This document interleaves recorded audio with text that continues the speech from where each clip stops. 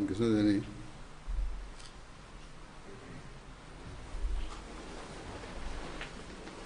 अल्लाहु अकबर अल्लाहु अकबर अल्लाहु अकबर अल्लाहु अकबर अशहदु अन ला इलाहा इल्लल्लाह अशहदु अन ला इलाहा इल्लल्लाह अशहदु अन्ना मुहम्मदन रसूलुल्लाह अशहदु अन्ना मुहम्मदन रसूलुल्लाह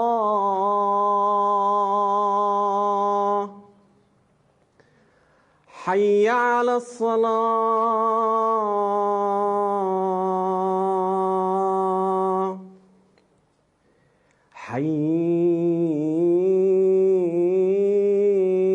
हय्य अला अस्सलाह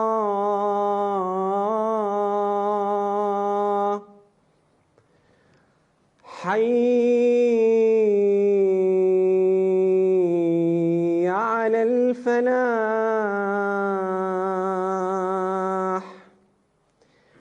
हय्य अलल फलाह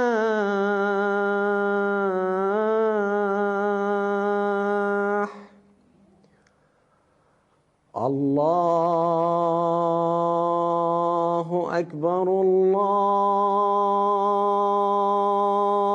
अकबर ला इलाहा इल्लल्लाह।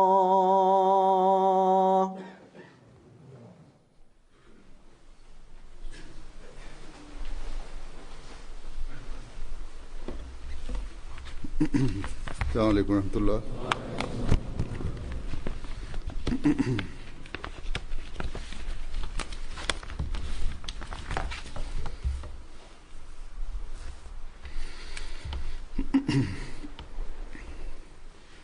अशहदु अन ला इलाहा इल्लल्लाह वहदहु ला शरीका लहु वअशहदु अन्ना मुहम्मदन अब्दुहु व रसूलुहु अम्मा बअदु फ़अऊज़ु बिल्लाहि मिनश शैतानिर रजीम बिस्मिल्लाहिर रहमानिर रहीम अल्हम्दुलिल्लाहि रब्बिल आलमीन अर्रहमानिर रहीम मालिकि यौमिद्दीन इय्याका नअबुदु व इय्याका नस्तईन اهدنا الصراط المستقيم صراط الذين أنعمت عليهم غير المغضوب عليهم ولا الضالين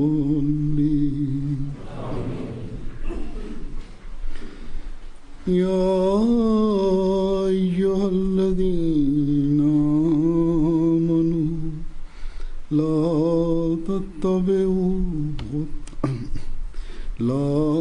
تتبعوا خطوات الشيطان ومن يتبع خطوات الشيطان فإنه يأمر بالفحشاء والمنكر ولولا فضل الله عليكم ورحمته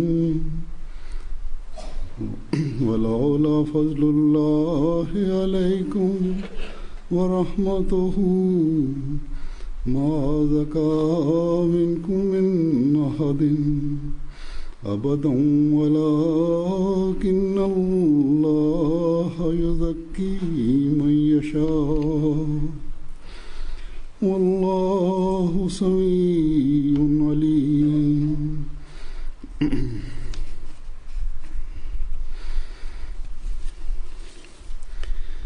ऐ वो लोगो जो ईमान लाए हो, शैतान के कदमों पर मत चलो और जो उहे इंसानो जन ईमान आंदो आहे शैतान जे पुठियां न हलो ऐं जेको शैतान जे पुठियां हले थो त हू यकीनन बेहयाई ऐं नापसंदीदा ॻाल्हियुनि जो हुकुम ॾिए थो. जेकॾहिं अल्लाह जो फज़ुल ऐं उन जी रहमत तव्हां ते न हुजे त तव्हां मां को हिकु बि कॾहिं बि पाक न थी सघे हा, पर अल्लाह जंहिंखे चाहींदो आहे पाक करे छॾींदो आहे ऐं अल्लाह ॾाढो ॿुधण वारो ऐं दाइमी इल्मु रखण वारो आहे. अल्लाह ताला हिन आयत खां अलावा बि बनी आदम ऐं मोमिननि खे शैतान खां बचण ऐं उन जे पुठियां न हलण जी हिदायत ते तंबीह फरमाई आहे. हीउ हुकुम इन लाइ आहे जो शैतान ख़ुदा ताला जो नाफ़रमान आहे, अल्लाह ताला जे हुकुमनि जे उबतड़ हलंदो आहे, उन्हनि खां बग़ावत कंदो आहे ऐं ज़ाहिर आहे जेको ख़ुदा ताला जो नाफ़रमान ऐं उन जे हुकमनि जे उबतड़ हलण वारो हुजे हू पंहिंजे पुठियां हलण वारनि खे बि उहो ई कुझु सेखारींदो जेको पाण थो करे ऐं पोइ इन जो नतीजो ई निकिरंदो त शैतान ख़ुदि त जहनुम जो बल आहे ई, पंहिंजे पुठियां हलण वारनि खे बि जहनुम जो बल बणाए छॾींदो आहे.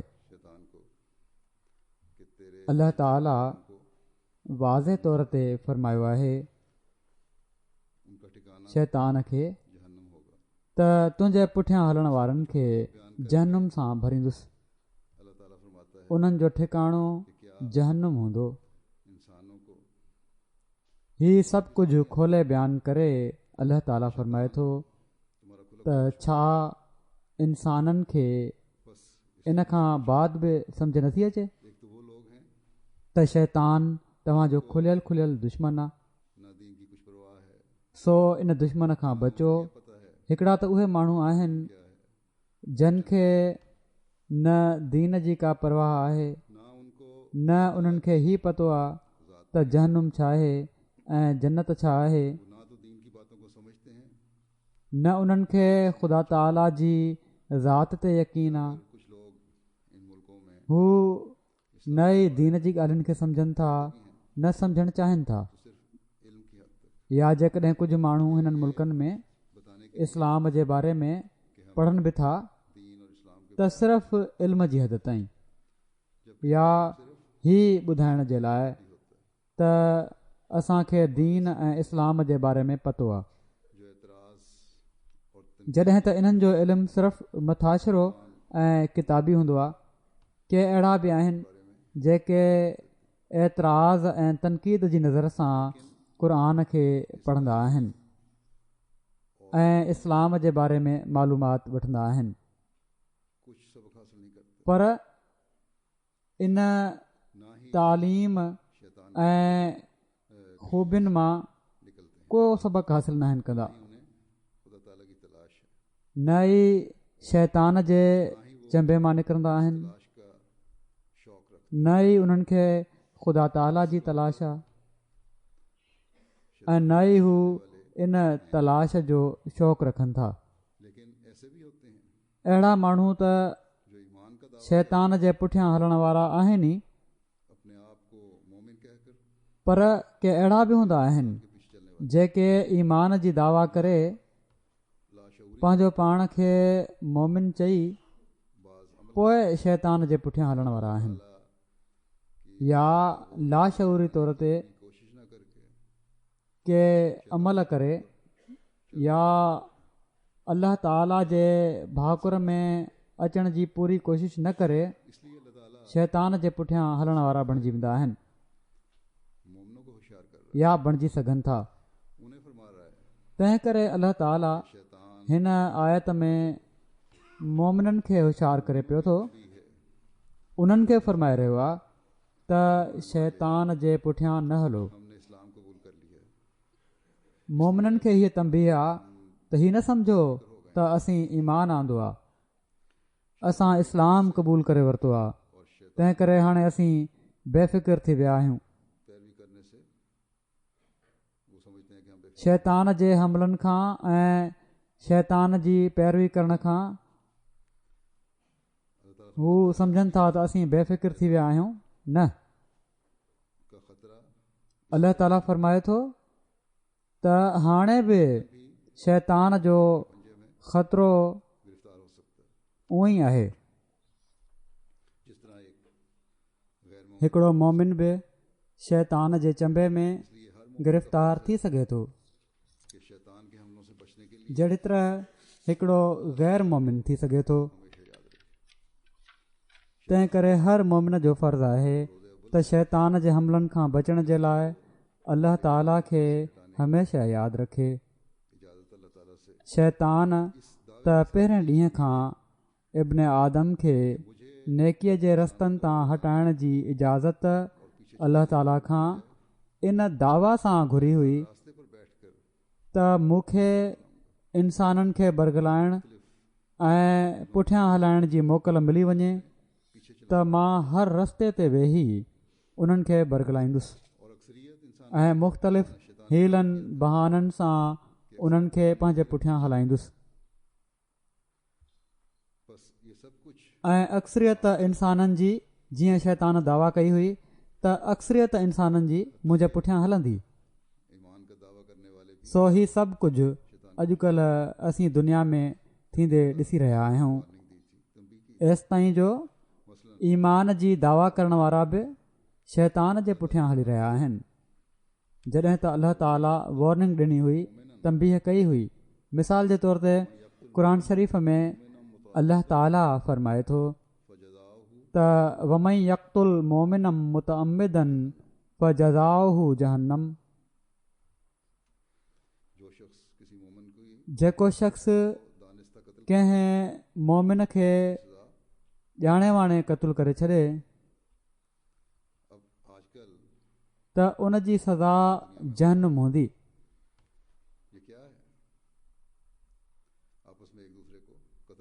हाणे अॼुकल्ह जेको कुझु मुस्लमान दुनिया में थी रहियो आहे, हीउ छा आहे? पाण में हिक ॿिए खे क़तलु करे शैतान जे पुठियां ई हली रहिया आहिनि। पोइ गॾियल तौर ते बि बेसबब कंहिंजो क़तलु, जेके शिदत पसंद मुख़्तलिफ़ हमलनि में कनि था, कंहिंखे बि क़तलु करे रहिया हुजनि, हीअ सभु शैतानी फ़ैल आहिनि ऐं जहन्नुम ॾांहुं वठी वञण वारा आहिनि। जॾहिं त शैतान जे बरगलाइण में अची जन्नत में वञण जे नाले ते हीअ सभु कुझु कयो वञे थो। शैतान त हीअ थो चवे त हीअ कमु कयो तव्हां जन्नत में वेंदव। अल्लाह ताला फ़रमाए थो हीअ कमु कंदव त जन्नत में न वेंदव, जहन्नुम में वेंदव, छो त तव्हां शैतान जे पुठियां हली रहिया आहियो। सो अल्लाह ताला मोमिननि खे फ़रमाए थो त पंहिंजे मथां हर वक़्तु नज़र रखो ऐं ॾिसंदा रहो त तव्हां किथे शैतान जे पुठियां त नथा पिया हलो। नंढियुनि नंढियुनि ॻाल्हियुनि जो इनकार करे शैतान जे पुठियां हली रहिया आहियो या वॾा वॾा गुनाह करे शैतान जे पुठियां हली रहिया आहियो। ज़रूरी नाहे त सिर्फ़ु शिदत पसंद ऐं कातिल ई शैतान जे पुठियां हलण वारा आहिनि, जंहिंजो मिसाल मूं ॾिनो आहे। पर इंसान जॾहिं अल्लाह ताला जे बज़ाहिर कंहिं नंढे खां नंढे हुकुम खां बि परे वेंदो आहे त शैतान ॾांहुं वधी रहियो हूंदो आहे। सो तमामु घणो मुहतात हुअण जी ज़रूरत आहे। सचो मोमिन बणजण जे लाइ तमामु घणे एहतियात जी ज़रूरत आहे। शैतान जॾहिं हमला कंदो आहे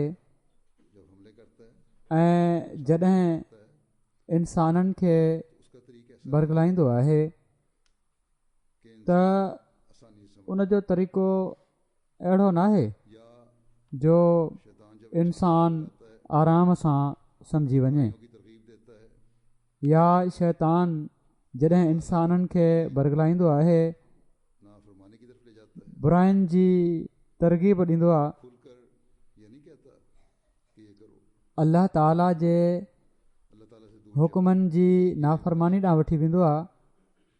खुली ही नाहे चवंदो त ही कयो, नाफ़रमानी कयो, अल्लाह ताला खां परे वञो, ही बुराइयूं कयो, पर नेकीअ जी अड़ में बुराइनि ॾांहुं वठी वेंदो आहे।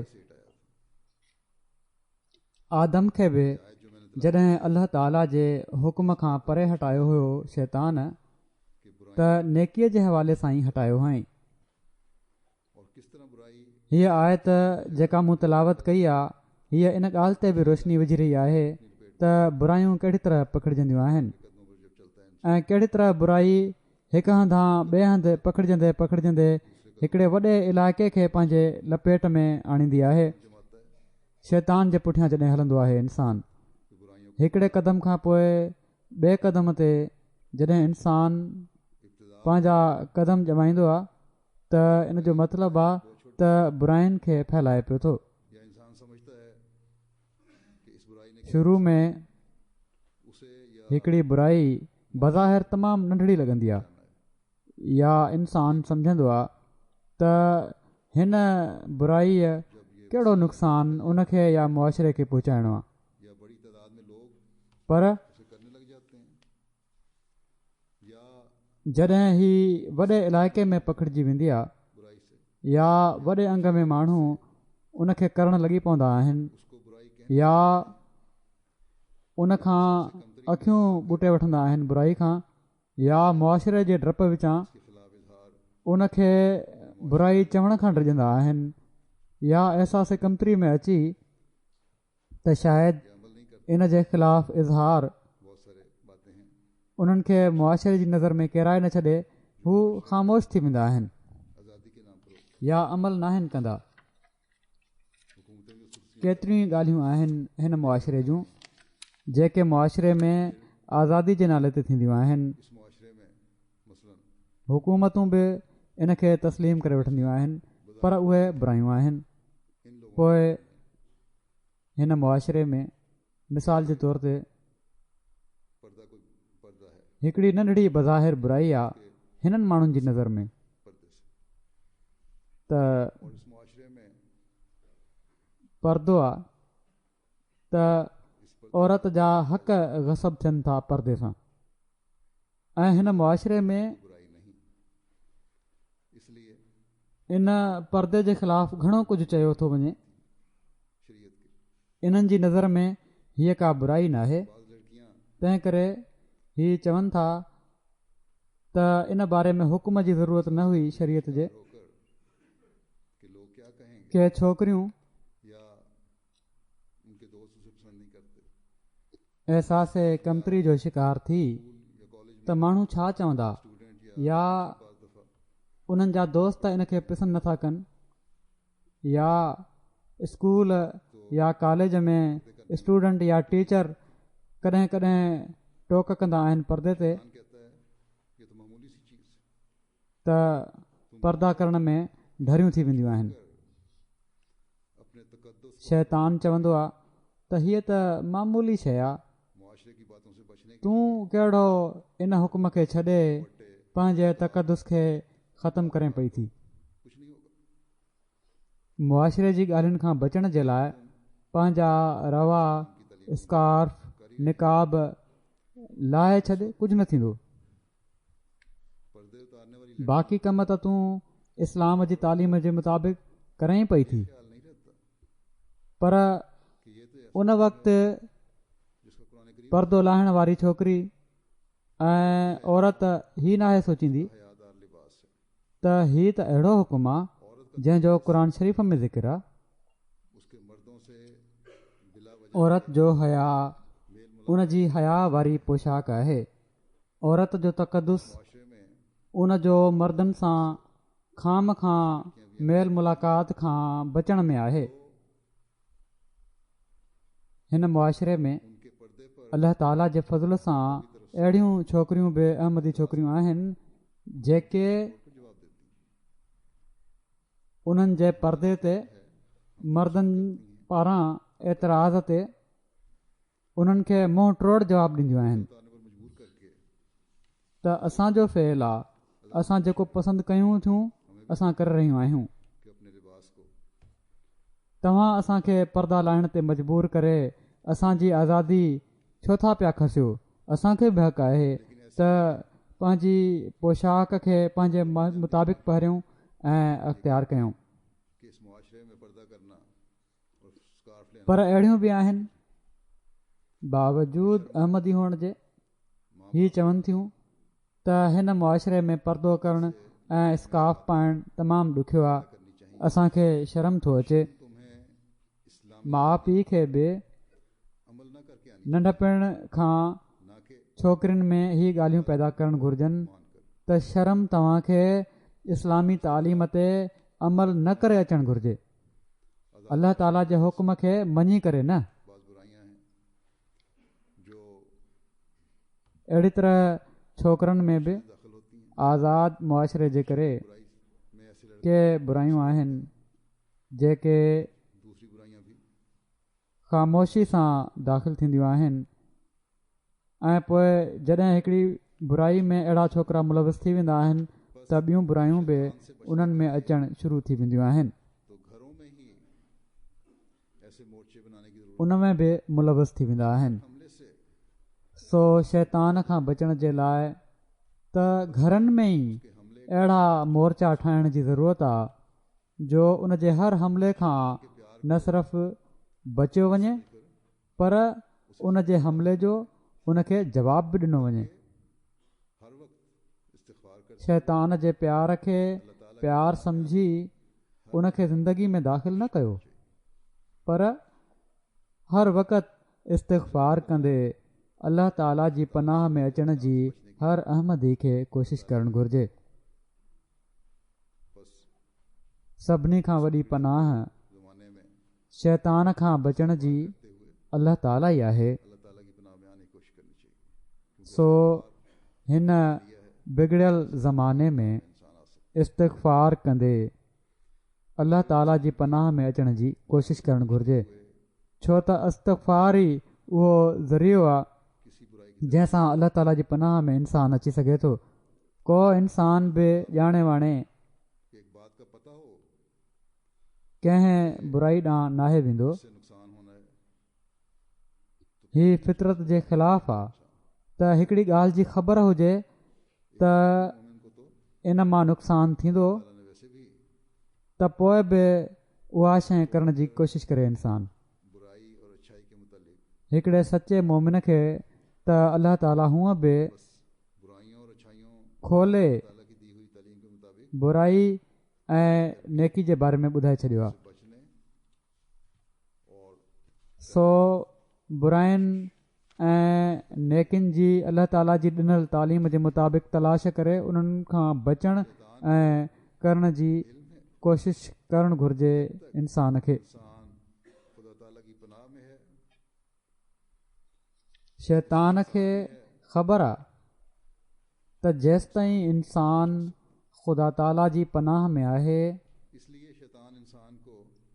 उन जे हिसार में आहे, उनखे नुक़सानु नथो पहुचाए सघे। तंहिं करे शैतान इंसान खे इन पनाह मां कढी, इन किले मां कढी जंहिंमें इंसान महफ़ूज़ आहे, पोइ पंहिंजे पुठियां हलाईंदो आहे ऐं अल्लाह ताला जी पनाह मां कढण जे लाइ ज़ाहिर आहे त पहिरियां शैतान नेकिन जी लालच ॾेई इंसान खे कढंदो आहे या नेकिन जी लालच ॾेई हिकिड़े मोमिन खे अल्लाह ताला जी पनाह मां कढी सघिजे थो।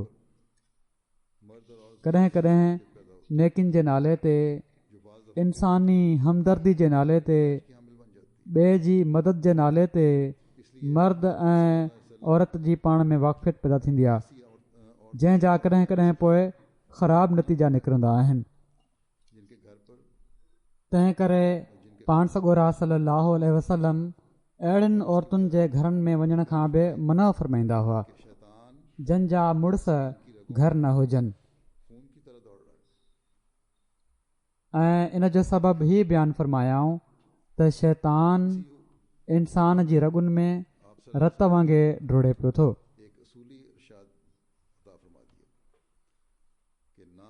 इन ई हुकुम में पाण सॻोरनि सल्लल्लाहु अलैहि वसल्लम हिकिड़ो उसूली इरशाद अता फ़रमाए छॾियो त नामहरम कॾहिं बि पाण में आज़ादीअ सां गॾु न थियनि छो त इन सां शैतान खे पंहिंजो कमु करण जो मौक़ो मिली सघे थो। सो हिन मुआशिरे में अहमदिन खे ख़ासि तौर ते मुहतात रहण जी ज़रूरत आहे जिथे आज़ादी जे नाले ते छोकिरी छोकिरे जो आज़ादी सां मिलणु ऐं अलॻि मिलणु को ऐब नथो सम्झो पियो वञे।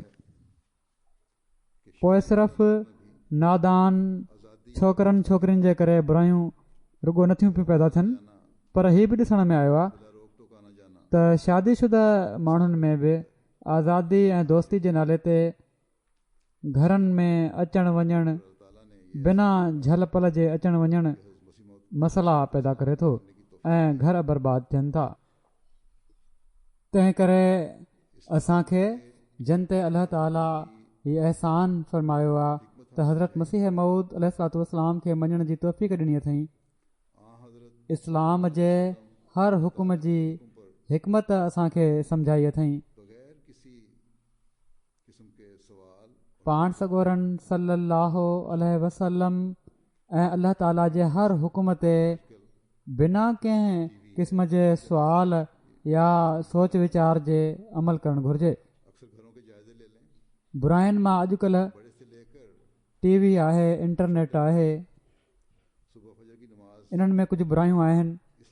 अक्सर घरनि जा जाइज़ा वठो वॾे खां वठी नंढे ताईं सुबुह फजर जी निमाज़ इन लाइ टाइम ते न आहिनि पढ़ंदा त राति देरि ताईं या त टीवी ॾिसंदा रहिया या इंटरनेट ते वेठा रहिया पंहिंजा प्रोग्राम ॾिसंदा रहिया। नतीजो ई निकितो जो सुबुह जो अखि न खुली पर अहिड़नि माण्हुनि जी तवजो बि नाहे हूंदी त सुबुह जो निमाज़ जे लाइ उथिणो आहे। ऐं हीअ ॿई शयूं ऐं अहिड़े क़िस्म जूं फज़ूलियात अहिड़ियूं आहिनि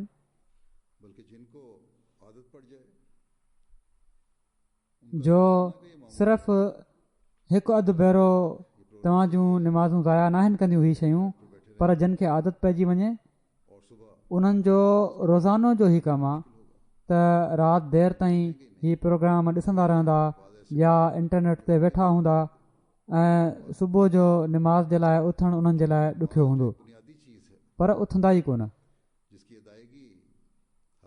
पर के त अहिड़ा ई आहिनि जेके अहमियत ई न आहिनि ॾींदा निमाज़ खे। निमाज़ जेका हिकिड़ी बुनियादी शइ आहे जंहिंजी अदायगी हर हालत में ज़रूरी आहे एसि ताईं जो जंग ऐं तकलीफ़ ऐं बीमारी जी हालत में बि तोड़े वेही निमाज़ पढ़े इंसान सुम्ही पढ़े या जंग जी सूरत में या सफ़र जी सूरत में कसर करे पढ़े पर बहरहाल पढ़णी आहे। ऐं आम हालात में त मर्दनि लाइ बाजमात ऐं औरतुनि खे बि टाइम ते पढ़ण जो हुकुम आहे पर शैतान सिर्फ़ु हिकिड़े दुनिया जे प्रोग्राम जी लालच में निमाज़ खां परे थो वठी वञे ऐं इंटरनेट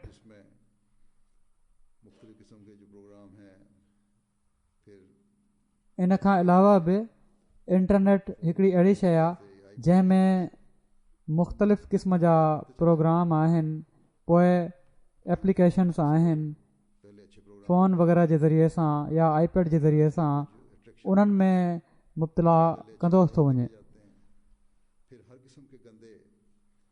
इन ते पहिरियां सुठा प्रोग्राम ॾिठा वेंदा आहिनि, कहिड़ी तरह उनजी तवजो अट्रैक्शन आहे, पहिरियां सुठा प्रोग्राम ॾिठा वेंदा आहिनि, पोइ हर क़िस्म जा किना ऐं मुख़रबुल अख़लाक प्रोग्राम उन ते ॾिठा वेंदा आहिनि। केतिरनि ई घरनि में इन लाइ बेचैनी आहे जो घरवारी जा हक़ बि अदा नथा पिया थियनि ऐं ॿारनि जा हक़ बि अदा नथा पिया थियनि, इन लाइ जो मर्द टीवी ऐं इंटरनेट ते बेहूदा प्रोग्राम ॾिसण में मसरूफ़ रहंदा आहिनि राति जो, ऐं पोइ अहिड़नि घरनि जा ॿार बि इन ई रंग में रंगीन थी वेंदा आहिनि ऐं उहे बि उहो ई कुझु ॾिसंदा आहिनि। सो हिकिड़े अहमदी घर खे हिननि सभिनी बीमारियुनि खां बचण जी कोशिशि करणु घुरिजे। पाण सॻोरनि सल्लल्लाहु अलैहि वसल्लम खे मोमिननि खे शैतान जे हमलनि खां बचाइण जो केॾो फ़िक्र हूंदो हुयो। पाण सॻोरा सल्लल्लाहु अलैहि वसल्लम कहिड़ी तरह पंहिंजे असहाबनि खे शैतान खां बचण जूं दुआऊं सेखारींदा हुआ ऐं कहिड़ियूं न जामे दुआऊं सेखारींदा हुआ। इन जो हिकिड़े असहाबीअ हीअं बयानु फ़रमायो आहे त पाण सॻोरनि सल्लल्लाहु अलैहि वसल्लम असांखे हीअ दुआ सेखारी त ए अल्लाह असांजी दिलनि में मोहबत पैदा करे छॾ, असांजी इस्लाह करे छॾ ऐं असांखे सलामती जी वाटुनि ते हलाए ऐं असांखे उंदाहिनि मां निजात ॾेई नूर ॾांहुं वठी वञ ऐं असांखे ज़ाहिर ऐं बातिन ख़्वाहिशुनि खां बचा ऐं असांजे लाइ असांजे कननि में, असांजी अखियुनि में, असांजी दिलनि में, असांजी घरवारियुनि में ऐं असांजी औलादुनि में बरकत रखे छॾ ऐं असां ते रहमत कंदे रुजू थी। यकीनन तूं ई आहीं, तूं ई तौबा क़बूल करण वारो ऐं बार बार रहम करण वारो आहीं ऐं असांखे पंहिंजी नेमतुनि जो शुकुरु करण वारो ऐं उन्हनि जो ज़िक्र ख़ैरु करण वारो ऐं इन्हनि खे क़बूल करण वारो बणाए ऐं ए अल्लाह असां ते नेमतूं मुकमिल फरमा। सो हीअ दुआ आहे जेका दुनिया जी ग़लति तफ़रीह खां बि रोकण जे लाइ आहे ऐं ॿियनि हर क़िस्म जी फज़ूलियात खां रोकण जे लाइ आहे, शैतान जे हमलनि खां रोकण जे लाइ आहे। अॼु बि दुनिया में तफ़रीह जे नाले ते मुख़्तलिफ़ बेहूदगियूं थी रहियूं आहिनि। जॾहिं इंसान कननि अखियुनि में बरकत जी दुआ घुरंदो, जॾहिं सलामती हासिलु करणु ऐं उंदाहिनि मां रोशनी ॾांहुं वञण जे लाइ दुआ घुरंदो, जॾहिं घर वारनि जा हक़ अदा करण जी दुआ घुरंदो, जॾहिं औलाद जे कुरतुल ऐन हुअण जी दुआ घुरंदो, त पोइ बेहूदगियुनि ऐं फ़वाहिश फ़ोशा जी तरफ़ तवजो पाण मुरादो हटिजी वेंदी ऐं अहिड़ी तरह पूरे घर खे शैतान खां बचाइण जो ज़रियो हिकिड़ो मोमिन बणिजी वेंदो आहे। सो जंहिं दौर मां असां गुज़री रहिया आहियूं ऐं कंहिं हिकिड़े मुल्क जी ॻाल्हि न आहे पर सॼी दुनिया जो ई हाल आहे। मीडिया असांखे हिक ॿिए जे वेझो करे छॾियो आहे ऐं बदकिस्मती सां नेकिन में वेझो करण जे बदिरां शैतान जे पुठियां हलण में वधीक वेझो करे छॾियो अथई। अहिड़े हालात में हिकिड़े अहमदी खे तमामु घणो वधी करे पंहिंजनि हालतुनि ते नज़र रखण जी ज़रूरत आहे। अल्लाह ताला असांखे MTA अता फ़रमाई आहे।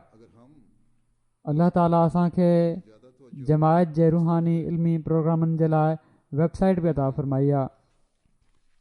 जेकॾहिं असां पंहिंजी घणी तवजो इन पासे कयूं त पोइ असांजी तवजो इन पासे रहंदी जंहिंसां असीं अलाह ताला जे वेझो थियण वारा थींदासीं ऐं शैतान खां बचण वारा थींदासीं। तफ़रीह जे लाइ जेकॾहिं ॿिया टेलीविज़न चैनल ॾिसणा बि आहिनि त पोइ इन ॻाल्हि जो एहतियात करणु घुरिजे त ख़ुदि माउ पीउ बि इन जो एहतियात कनि ऐं ॿारनि जी बि निगरानी कनि त पोइ उहे प्रोग्राम ॾिसो जेके शरीफ़ाना हुजनि, जिथे बि बेहूदगी ऐं गंद आहे उन खां बचो, जो इहे सिर्फ़ु बेहयाई ऐं नापसंदीदा ॻाल्हियुनि ॾांहुं वठी वेंदा आहिनि, उन पासे वठी वेंदा आहिनि जिथे अल्लाह ताला खां दूरी पैदा थींदी आहे। पर इन ॻाल्हि खे हर अहमदी घर खे ही लाज़मी ऐं ज़रूरी बनाइणु घुरिजे त सॼे घर जा भाती रलिजी हर हफ़्ते घटि में घटि MTA ते ख़ुतबो ज़रूरु ॿुधंदा कनि ऐं इन खां अलावा घटि में घटि 1 कलाकु रोज़ानो MTA जा ॿिया प्रोग्राम बि ॾिसनि। जिन घरनि में इन ते अमल थी रहियो आहे उते अल्लाह ताला जे फज़ल सां नज़र थो अचे त पूरो घर दीन ॾांहुं लाड़ो रखे थो, ॿार बि दीन सिखी रहिया आहिनि ऐं वॾा बि दीन सिखी रहिया आहिनि। इन ते जेको बि अमल कंदो यकीनन जिथे दीनी फ़ाइदो हासिलु थींदो इन सां शैतान खां बि विथी थींदी। अल्लाह ताला जो कुर्ब हासिलु करण जी तरफ़ तवजो थींदी, घरनि जा सुकून बि मिलंदा इन सां ऐं इन में बरकत बि पैदा थींदी जहिड़ो क पाण सॻोरन सल्लल्लाहु अलैहि वसल्लम दुआ में असांखे सेखारियो आहे। हिकिड़ी माउ मूंखे लिखियो त मुंहिंजो पुटु 17 सालनि ताईं त सही रहियो, नमाज़ूं वग़ैरह बि पढ़ंदो हुयो, मजलिस जे कमनि में दिलचस्पी वठंदो हुयो, पर हाणे वॾो थी जॾहिं थोरी हुनखे आज़ादी मिली आहे इन जा दोस्त अहिड़ा आहिनि जंहिंजे करे हू दीन खां बिल्कुलु परे थी वियो आहे। हीउ ठीकु आहे त हिकिड़ी उमिरि में छोकिरनि ते माहौल जो असरु थींदो आहे, थी सघे थो, पर जेकॾहिं माउ पीउ जा ॿारनि सां दोस्ताना तालुकात आहिनि, सुठे ख़राब जो फ़र्क़ु उन्हनि खे ॿुधायो वञे, घर जे माहौल खे दीनी बणायो वञे ऐं हाणे त जिथे जहिड़ो की मूं चयो त अल्लाह ताला दुनिया जे तौर ते जेकॾहिं तफ़रीह जा सामान ॾिना आहिनि त इन्हनि तफ़रीह जे सामाननि में तरबियत जा सामान बि अता फ़रमाए छॾिया अथई। हीअ सभई जेकॾहिं गॾु वेही ॾिसी रहिया हुजनि, उन्हनि मां फ़ाइदो वठी रहिया हुजनि, पोइ ॿारनि खे हीउ अहसासु हुजे त घर में हिननि ॿारनि जी अहमियत आहे त पोइ हू ॿाहिरि न निकिरंदा, बेहूदगियुनि में न पवंदा, ॿाहिरि उन्हनि खे सुकून जी तलाश न हूंदी, पर पंहिंजे घरनि में ई सुकून ॾिसंदा। पोइ माउ पीउ जो हीअ बि फ़र्ज़ु आहे त ॿारनि खे मस्जिद सां ॻंढिनि, ज़ैली तंज़ीमुनि जे प्रोग्राम में शामिलु कराइनि। हिते मां ज़ैली तंज़ीमुनि खे बि चवंदुसि ऐं जमायती निज़ाम खे बि, पर ज़ैली तंज़ीमूं ख़ासि तौर ते इन लाइ जो हिननि पंहिंजे मेंबरनि खे संभालणो आहे। हर हिकिड़ो मख़सूस तबिको आहे, वधीक आसानी सां संभाले सघनि था। ख़ुदाम खे संभालणो आहे, लजना खे संभालणो आहे, ख़ासि तौर ते अतफ़ाल ऐं नौजवान ख़ुदाम खे संभालणु ज़रूरी आहे। नासरात ऐं नौजवान लजना खे संभालणु ज़रूरी आहे। हीअ तमामु वॾी ज़िमेवारी आहे ज़ैली तंज़ीमुनि जी त उन्हनि खे जमायत सां मज़बूती सां जोड़नि। ख़ुदाम पंहिंजूं अहिड़ियूं ख़ुदाम जूं टीमूं ठाहिनि जेके मुख़्तलिफ़ मिज़ाज जे माण्हुनि नौजवाननि खे पाण सां जोड़ण वारा हुजनि पर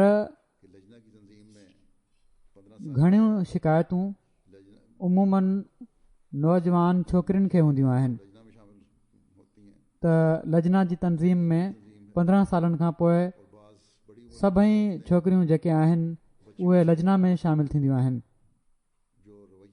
हिकु ई तनज़ीम आहे ऐं के वॾी उमिरि जूं औरतूं ॿारनि सां जेके रवैया रखंदियूं आहिनि ऐं ख़ासि तौर ते उहिदेदार उहे ॿारनि खे जेकॾहिं दीन खां परे न त मजलिस जे प्रोग्रामनि खां ज़रूरु परे करे रहियूं हूंदियूं आहिनि सो उहिदेदार पंहिंजा रवैया अहिड़ा रखनि जो प्यार सां उन्हनि खे दीन सां जोड़नि मस्जिद सां जोड़नि पंहिंजी मजलिस सां जोड़नि जमायत सां जोड़नि न त शैतान त इन ताड़ में आहे त किथे को कमज़ोर थिए किथे कंहिंखे कंहिं उहिदेदार जे ख़िलाफ़ु को शिकवो पैदा थिए ऐं मां हमिलो करे उनखे पंहिंजे कंट्रोल में करे वियां असां जॾहिं हज़रत मसीह मऊद अलैहिस्सलाम खे मञियो आहे त इन जे करे जो हिन ज़माने में मसीह मऊद जे ज़रिए सां शैतान सां आख़िरी जंग आहे पर जेकॾहिं असां पंहिंजे अमल सां शैतान खे मौक़ो ॾेई रहिया आहियूं त असांजे ॿारनि ऐं नौजवाननि खे उहिदेदारनि जे रवैयनि जे करे शैतान हमदर्दी जिताए पंहिंजे कंट्रोल में आणे विझे त पोइ अहिड़ा उहिदेदार तोड़े उहे मर्द आहिनि या औरतूं मसीह मौत जा मददगार न आहिनि पर शैतान जा मददगार आहिनि सो हर उहिदेदार खे ख़ासि तौर ते हीअ कोशिशि करणी आहे त उन पंहिंजो पाण खे बि शैतान जे हमलनि खां बचाइणो आहे ऐं जमायत जे माण्हुनि खे बि बचाइणो आहे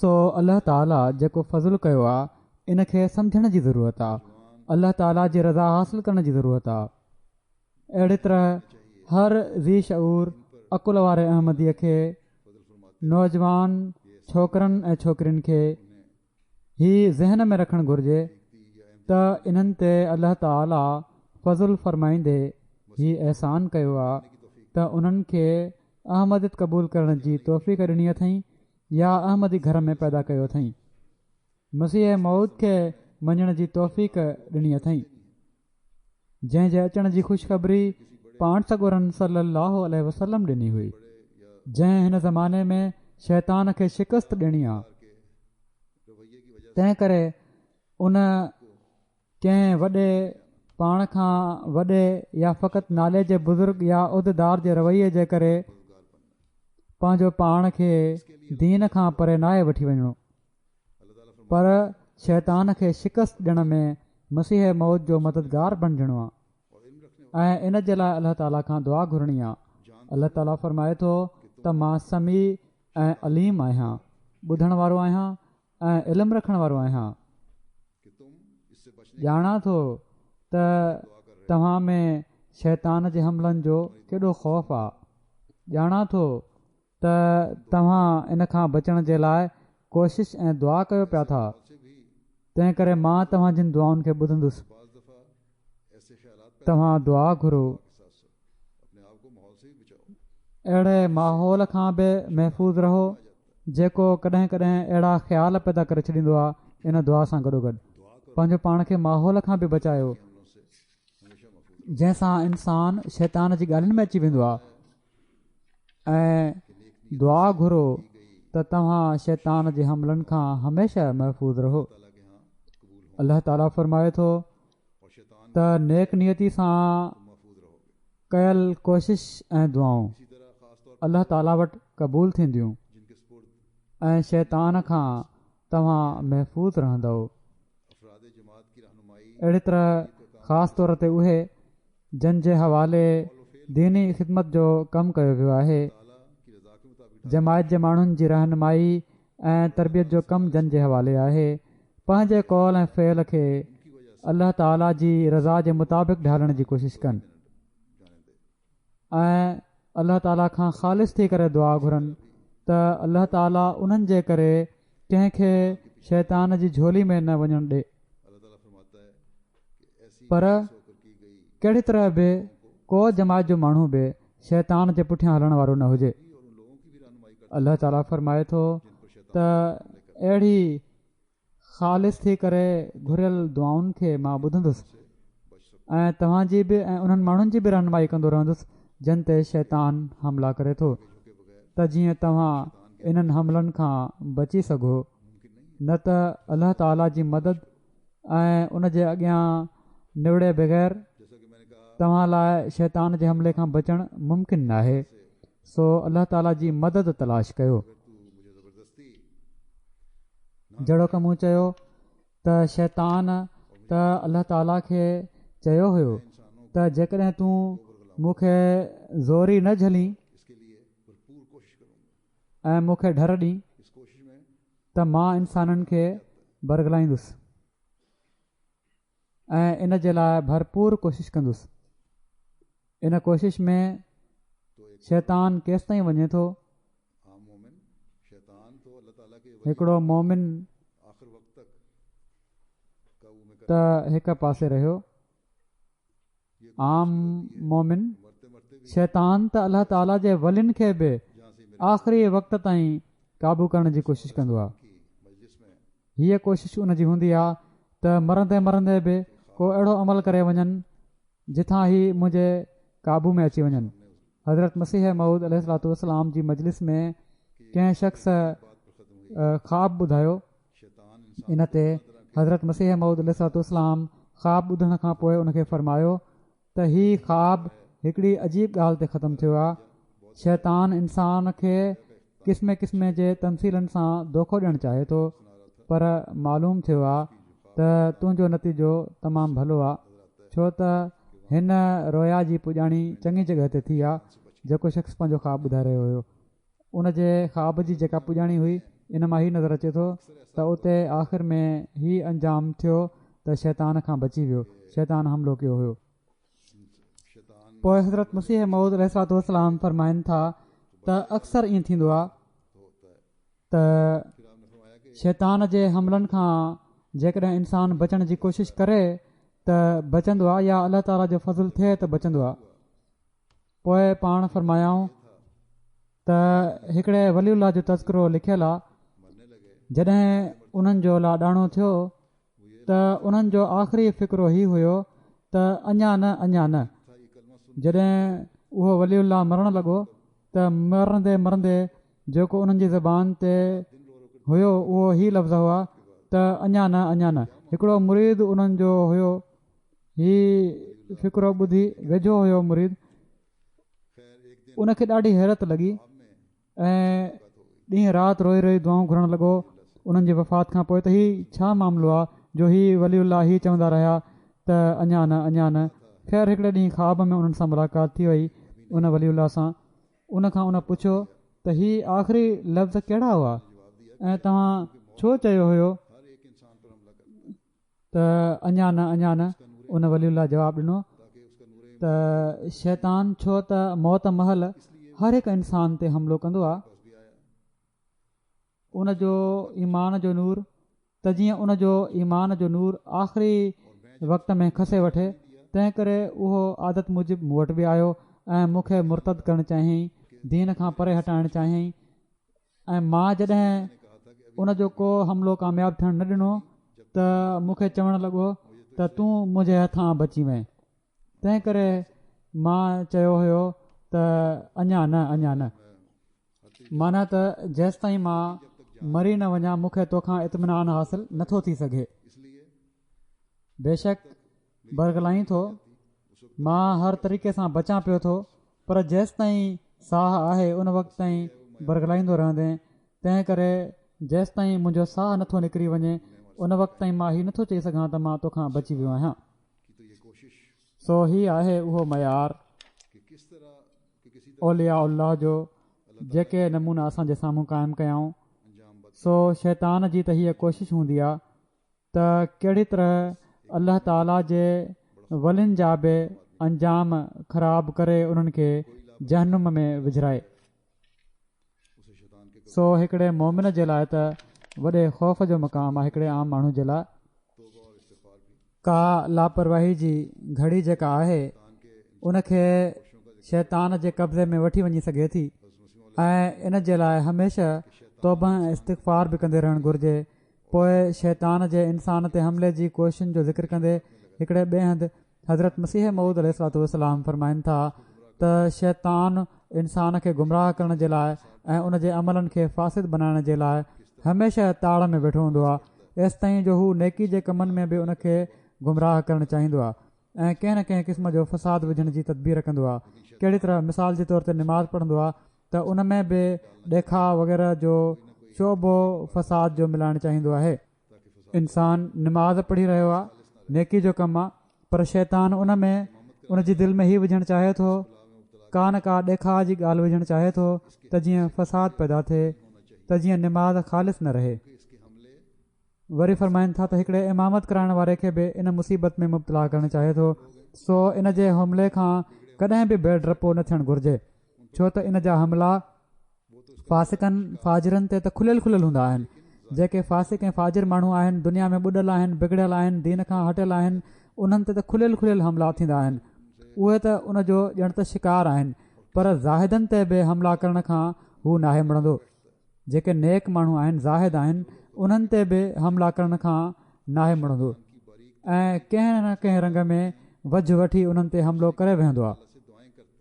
फरमाइनि था त जेके माण्हू ख़ुदा जे फज़ुल हेठि हूंदा आहिनि ऐं शैतान जी बारीक़ दर बारीक़ शरारतुनि खां आगाह हूंदा आहिनि, उहे त बचण जे लाइ अलाह ताला खां दुआऊं घुरंदा आहिनि, पर जेके अञा कचा ऐं कमज़ोर हूंदा आहिनि उहे कॾहिं कॾहिं मुब्तला थी वेंदा आहिनि। सो मोमिन खे हर वक़्तु अलाह ताला खां दुआ ऐं इस्तिग़फ़ार करणु घुरिजे त हू शैतान जी हर शरारत खां असांखे बचाए। हज़रत मसीह मऊद अलैहिस्सलाम इस्तिग़फ़ार ॾांहुं तवजो ॾियारींदे हिकिड़े हंधि फ़रमाइनि था त अलाह ताला हमेशह जे लाइ इस्तिग़फ़ार जो इल्तिज़ाम करायो आहे त इंसानु हर हिकु गुनाह जे लाइ, तोड़े उहो ज़ाहिर जो हुजे या बातिन जो, तोड़े उनखे ख़बर हुजे या न हुजे, ऐं हथ ऐं पेर ऐं ज़बान ऐं नक ऐं कन ऐं अखि ऐं सभिनी क़िस्म जे गुनाहनि खां इस्तिग़फ़ार कंदो रहे। फरमाइनि था त अॼुकल्ह आदम अलैहिस्सलाम जी दुआ पढ़णु घुरिजे। उहा दुआ कहिड़ी आहे? रब्बना ज़लमना अनफुसना व इल्लम तग़फिर लना व तरहमना लनकूनन्ना मिनल ख़ासिरीन। माना त ऐं असांजा रब, असां पंहिंजनि जानियुनि ते ज़ुल्म कयो आहे, जेकॾहिं तूं असांखे न बख़्शींदे ऐं असां ते रहम न कंदे त असीं नुक़सान में पवण वारनि मां थी वेंदासीं। वरी हिकिड़े हंधि असांखे नसीहत कंदे फरमाइनि था त अज़ीज़ो, ख़ुदा ताला जे हुकमनि खे बेक़दरी सां न ॾिसो, मौजूदा फ़लसफ़े जो ज़हर तव्हां ते असरु न करे, हिकिड़े ॿार वांगुरु बणिजी उन जे हुकमनि हेठां हलो। निमाज़ पढ़ो जो उहा सभिनी ताक़तुनि जी कुंजी आहे। ऐं जॾहिं तूं निमाज़ जे लाइ बीहीं त ईअं न कर जो ॼण त रस्म अदा पियो थो करें, पर निमाज़ खां पहिरियां जीअं ज़ाहिरी वुज़ू कयो था ईअं ई बातिनी वुज़ू बि कयो ऐं पंहिंजे उज़वनि खे गैरुल्लाह जे ख़्याल खां धोई विझो। ज़ाहिरी तौर ते त पाणी सां धोओ था पंहिंजा उज़वा, पंहिंजी दिलि खे, पंहिंजे उज़वनि खे हर क़िस्म जे अलाह जे गैर खां धोई विझो। तॾहिं तव्हां ॿिन्ही वुज़ुअनि सां गॾु बीही रहो ऐं निमाज़ में ॾाढी दुआ घुरो ऐं रोअण ऐं ॿाॾाइण पंहिंजी आदत कयो त जीअं तव्हां ते रहम कयो वञे। सचाई अख़्तियार कयो, छो त हू तव्हांखे ॾिसी रहियो आहे। हमेशह हर मामले में सचाई अख़्तियार कयो। हर मामले में हीउ हुजे त अलाह ताला मूंखे ॾिसी रहियो आहे त तव्हां जूं दिलियूं कीअं आहिनि, हू ॾिसे पियो थो त तव्हां जूं दिलियूं कीअं आहिनि। छा इंसानु उनखे बि दोखो ॾेई सघे थो? छा उन जे साम्हूं बि मकारियूं हलंदियूं आहिनि? तमामु बदबख़्त माण्हू पंहिंजा फासिदाणा फ़ेल उन हद ताईं पहुचाईंदो आहे जो ॼण त ख़ुदा नाहे, तॾहिं हू तमामु जल्द हलाक कयो वेंदो आहे ऐं ख़ुदा ताला खे उन जी का बि परवाह नाहे हूंदी। फरमाइनि था अज़ीज़ो, हिन दुनिया जी सखणी मंतक हिकिड़ो शैतान आहे ऐं हिन दुनिया जी ख़ाली फ़िलासफ़ी हिकिड़ो इब्लीस आहे। सिर्फ़ु मंतक ऐं लॉजिक ऐं सबबु हीअ जेके आहिनि शयूं, इहे सभु शैतानी ॻाल्हियूं आहिनि। सिर्फ़ु इहे ई शयूं न आहिनि, अलाह ताला खे बि तलाश करिणो पवंदो। फरमाइनि था जेका ईमानी नूर खे हद खां वधीक घटाए छॾींदी आहे। सिर्फ़ु मंतक ऐं फ़िलासफ़ी ते हलंदो त पोइ ईमानी नूर घटिजी वेंदो ऐं दिलेरियूं पैदा कंदी आहे हीअ, ऐं लॻभॻि दहरियत ताईं पहुचाईंदी आहे। सो तव्हां इन खां पंहिंजो पाण खे बचायो ऐं अहिड़ी दिलि पैदा कयो जेका ग़रीब ऐं मिसकीन हुजे ऐं बिना कुझु कुछे हुकमनि खे मञण वारा थी वञो। बिना कुझु कुछे अलाह ताला जे हुकमनि खे मञण वारा बणिजो। जीअं ॿार पंहिंजी माउ जी ॻाल्हियुनि खे मञींदो आहे। क़ुर शरीफ़ जूं तालीमूं तक़वा जे आला दर्जे ताईं पहुचाइणु चाहिनि थियूं। उन्हनि ॾांहुं कन ॾियो ऐं उन्हनि जे मुताबिक़ पंहिंजो पाण खे बनाए वठो।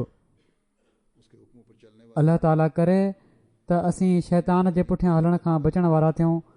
अलाह ताला जे अॻियां निवड़ंदे उन खां मदद घुरंदे उन जे हुकमनि ते हलण वारा थियूं। क़ुर शरीफ़ जी तालीम ते अमल करण वारा थियूं ऐं इन ॻाल्हि ते शुक्र अदा करण वारा थियूं त अलाह ताला असांखे पंहिंजे उन फ़िरिस्तादे खे मञण जी तौफ़ीक़ अता फ़रमाई आहे जंहिं शैतान खे शिकस्त ॾिनी आहे। अलाह ताला करे त असीं हज़रत मसीह मऊद अलैहिस्सलातु वस्सलाम सां कयल बैत जे अहद जो हक़ अदा कंदे शैतान जे हर हमले खे नाकाम ऐं नामुराद करण वारनि में शामिल थी वञूं। अलाह ताला असांखे इन जी तौफ़ीक़ अता फ़रमाए।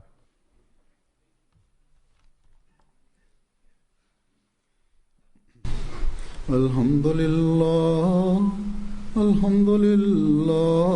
नहमदुहु व नस्तईनुहु व नस्तग़फिरुहु व नुमिनु बिही व नतवक्कलु अलैहि व नऊज़ु बिल्लाहि मिन शुरूरि अनफुसिना व मिन सय्यिआति अअमालिना मन यहदिहिल्लाहु फला मुदिल्ल लहु व मन युद्लिल्हु फला हादिय लहु व नशहदु अन ला इलाहा इल्लल्लाह